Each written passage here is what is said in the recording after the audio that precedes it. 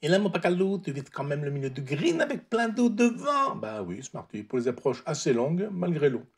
Oui, j'aime bien les eaux aussi. Mais si tu plouffes, tu perds deux coups quand même. C'est vrai, c'est vrai. Mais je vais préciser. Allez, c'est le retour 6. Et c'est le dernier de la série, mini-série que dois-je jouer là. C'est parti.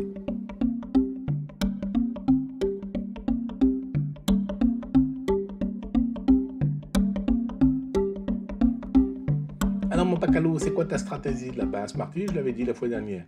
Dans le retour 5, mon pacalou? Oui, le retour 5. Donc, je disais que je visais toujours le milieu du green. Oui, c'est ce que tu as dit dans le retour 5, mon pacalou. Smarty, Smarty. Bon. En tout cas, dans ce cas-ci, sauf si le green a des conditions vraiment peu favorables, très petits, en termes de profondeur, ben, je continue de viser le centre du green. Ah bon? Et pourquoi ça, mon pacalou? Il y a plein d'eau devant, je t'ai dit. Bien, Smarty, je redis, je vise le centre du green.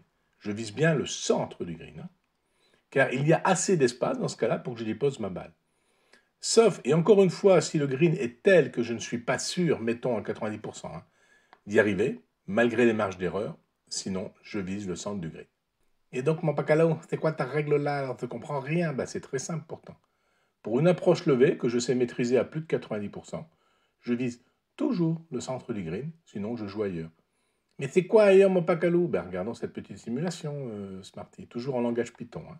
Alors voilà la simulation Smarty, tu vois, ça ressemble beaucoup à la fois dernière, avec simplement ici une présence d'eau. Alors, je suis toujours sur un excellent joueur, comme tu le vois, s'il vise ici le trou, bah, il risque de tomber dans l'eau, donc son score moyen ne va pas être exactement de 3, mais un peu plus, puisqu'il a quand même la probabilité de tomber dans l'eau. S'il tombe dans l'eau, bah, il va se mettre quelque part ici, et rejoue, donc il va faire 4 coups. S'il joue légèrement plus haut comme ici, ben là on voit qu'il est autour de 3, voire même un petit peu plus petit que 3, puisqu'il a la possibilité aussi de tomber directement dans le trou. Donc en un coup, plus deux putts, voire même en un peu moins, puisqu'il tombe directement dans le trou, voire un coup et deux putts, et un putt, pardon, on voit que c'est pas mal. Alors maintenant, moi, mon niveau de jeu, mon niveau de jeu d'abord, c'est que je suis nettement moins précis, donc on va augmenter ici la taille tout doucement de ma précision. J'ai dit plus ou moins 10 mètres, là, j'ai mis plus ou moins 10 mètres 25. Tu vois que mon score moyen est de 3,6, c'est pas terrible. Et puis, je vais mettre que, par exemple, en bunker, aujourd'hui, je arrive à sortir à 70% des cas.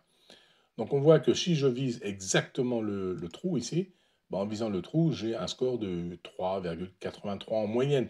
C'est-à-dire qu'en moyenne, je vais faire 0,83 coups de trop par rapport au standard, là, qui est normalement d'arriver sur le green plus 2 putts, c'est-à-dire 3 coups. Si je vise le centre du green, qui est pas très grand, il faut le reconnaître, tu vois que j'améliore un peu quand même mon score, puisque je passe à 3,6. Donc c'est un peu mieux. Mais c'est parce que, encore une fois, le green n'est pas très haut, pas très grand, il fait moins de 20 mètres de profondeur. Maintenant, éventuellement, si je joue ici pour sécuriser, parce que de toute façon, je n'arrive pas à faire mieux, je joue par exemple ici, et on voit que c'est pas beaucoup mieux, je suis à 3,8. Ici, c'est pas beaucoup mieux, parce que j'ai un peu de risque de tomber dans le bunker. Il faudrait que je joue vraiment très très loin là-bas. Et là, je joue à 4, je sécurise 4, ou alors je joue en dessous ici, en bas, et là, je sécurise à 4, mais là, je sécurise pas vraiment, toi, je tombe dans l'eau.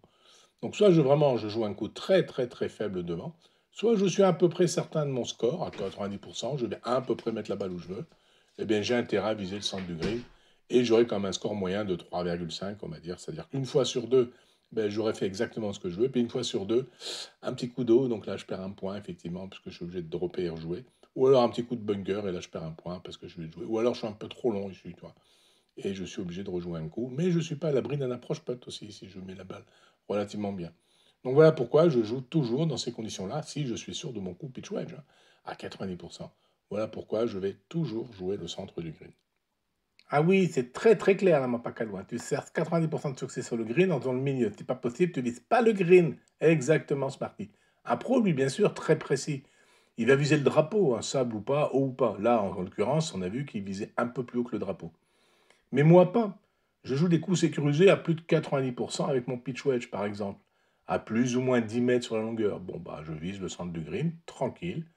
Et sinon, vraiment, si je peux pas, alors à ce moment-là, je vise un emplacement tranquille, encore plus tranquille, pour une approche putt si possible. Allez, c'est tout pour aujourd'hui, pour cette mini-série.